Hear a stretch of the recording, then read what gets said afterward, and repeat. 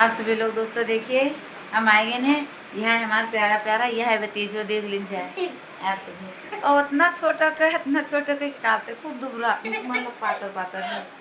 यह देखो यह सोवत है। अरे भाभी मोटी धोई सका अभी अभी पहुँचे हैं तो कल आपकी वीडियो बनाएगी।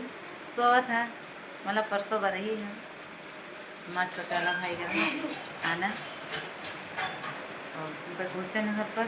आप सभी लोग देखा जाए, आप सभी लोग ढेर सारा आशीर्वाद दीजिए। ऐसे लड़ बनाए रखे आगे बढ़ना। और हमारे बाबू को इतना आशीर्वाद दे दो, इतना आशीर्वाद दे दो कि एक भाई और आ जाए साथ साथ में।